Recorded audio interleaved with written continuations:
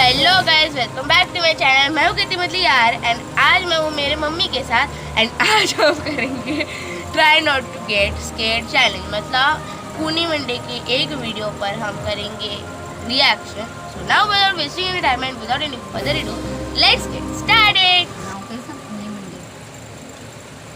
ये कहानी जेसिका नाम की एक लड़की की है। जेसिका एक बेहद गरीब परिवार की लड़की थी। उसकी माँ तभी गुजर गई थी जब वो 8 साल की थी। घर में वो, उसका भाई और उसके पापा रहते थे। उसके पापा अक्सर शराब पीकर जेसिका को मारा करते थे। एक दिन ये सब इतना ज़्यादा बढ़ गया कि जेसिका को अपने छोटे भाई को लेकर अपने घर से भागना पड़ा। वो दोनों बच्चे नागपुर से भागकर अब गोवा आ चुके थे। 15 साल की जेसिका ने भागने का डिसीजन तो ले लिया था, मगर वो अपना और अपने 9 साल के भाई का ध्यान एक अनजान जगह पर कैसे रखेगी, ये वो नहीं जानती थी। जेसिका और उसका भाई जॉन एक चर्च के सामने बैठ गए और वहीं लोगों से भीख मांगने लगे। तभी उधर से गुजर रही एक नन ने उन दोनों बच्चों को देखा और उनसे बात करने आ गई। जेसिका ने उस नन को सब कुछ बताया और उस नन को उन पर बहुत तरस आ गया। वो उन्हें अपने साथ उस चर्च में ले गई और जेसिका और जॉन ने वहीं रहना शुरू कर दिया।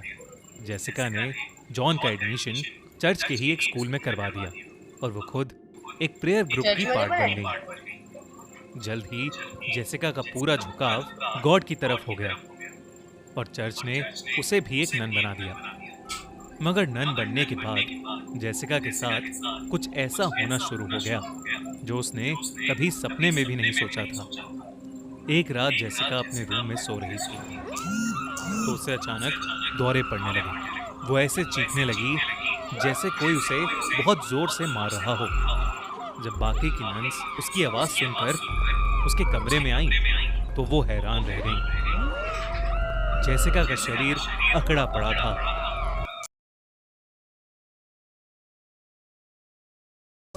उसकी नहीं बल्कि किसी आदमी की आवाज लग रही थी। ये देखकर एक नन ने जेसिका पर होली वाटर डाल दी और जेसिका की स्किन से धुआं निकलने लगा। उसके बाद कुछ ही पलों में वो शांत हो गई। इस हादसे के बाद से जेसिका की तबीयत खराब रहने लगी। उसके बर्ताव में काफी बदलाव आ गया था। वो अब चर्च में आती ही नहीं थी और देर रात तक कॉरिडोर्स में अकेले घूमती रहती थी। कभी वो बेवक्त हंसने लगती तो कभी कभी किसी आदमी की आवाज में अजीब अजीब सी आवाजें निकलती। कभी किसी पर जोर से दहाड़ती जैसे कोई जानवर हो, तो कभी कोने में बैठी रोती रहती। चर्च के सभी लोगों को समझ आ गया था कि जेसिका पोजेस हो चुकी है, इसलिए उसके एग्जॉर्सिज्म के लिए सभी ने तैयारी करनी शुरू कर दी। एग्जॉर्सिज्म की रात जब एक नन जेसिका के रूम में उसे देखने गई तो जेसिका वहां थी ही नहीं। वो नन उसे पूरे कमरे में ढूंढने लगी, मगर जेसिका कहीं नहीं थी। लेकिन जैसे ही वो नन वापस जाने के लिए मुड़ी, उसका दिल बुरी तरह दहल उठा। जेसिका एक काला गाउन पहने दीवार से चिपकी पड़ी थी। क्रिश्चियनिटी में काले कपड़े लोग तब पहनते हैं जब कोई मर जाता है। जेसिका के मुंह से खून निकल रहा था। वो एक जानवर की तरह भारी आवाज में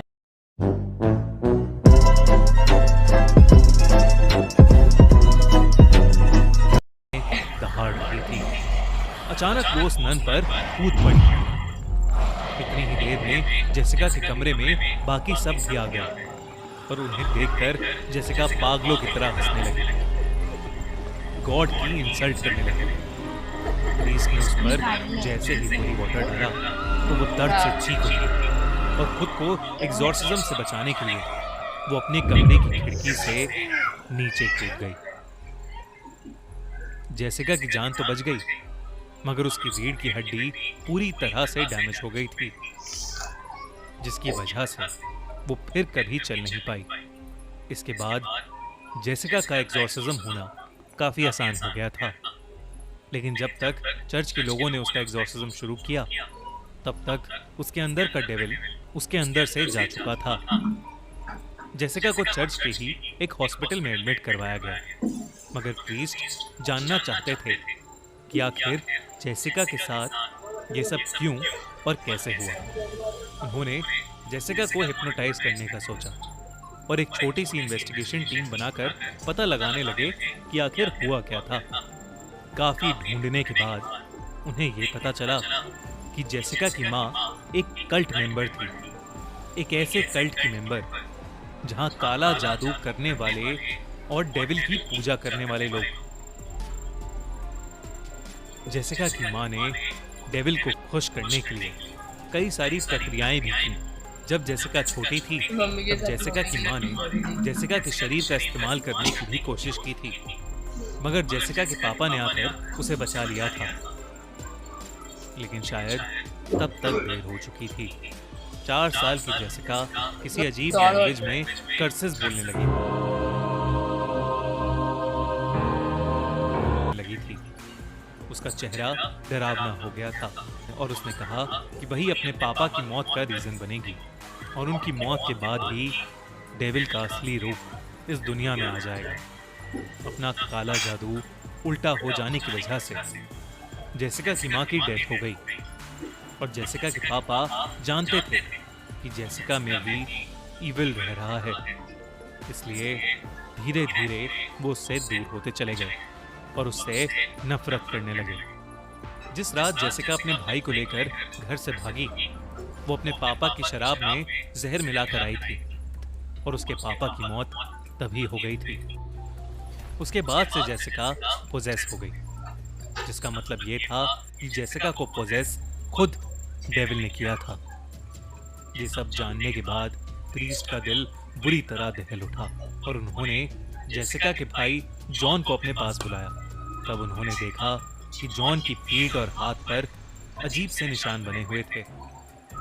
वो समझ गए थे कि जेसिका भी अपनी माँ की तरह पोजेस्ड होकर डेविल की पूजा करने लगी थी और अपने भाई का शरीर उसी पूजा के लिए इस्तेमाल कर रही थी। ये सब पता लगने के बाद प्रीस्ट ने जेसिका पर कई सारे एग्जॉर्सिज्म किए, मगर जेसिका की तबीयत दिन ब दिन बिगड़ती गई और आखिर में उसकी मौत हो गई। जॉन की पूरी जिम्मेदारी चर्च ने ले ली और जेसिका के मर जाने के बाद भी चर्च के लोग उसकी मुक्ति के लिए प्रे करने लगे। कैसी लगी आपको ये कहानी? So guys, hope you love watching this video. If you did, so don't forget to hit the big thumbs up, share this video, subscribe to my channel and comment below that how was the story और हम लोग का reaction and कैसा लगा story, जिसके लिए झगड़ा हो। And yeah, don't forget to follow me on Instagram, Facebook and Twitter for latest updates. Don't forget to join my Discord server to talk to me and my community. And if you want to check out my acting videos, you can check out MS Takataka in Instagram feed. All the links are in the description box. I have other 2 channels too. One is my gaming channel and one is beauty channel and one is my art channel.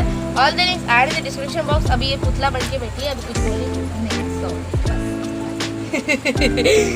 And yeah, so now bye bye. We will meet in next video. Till then, goodbye and thanks for watching.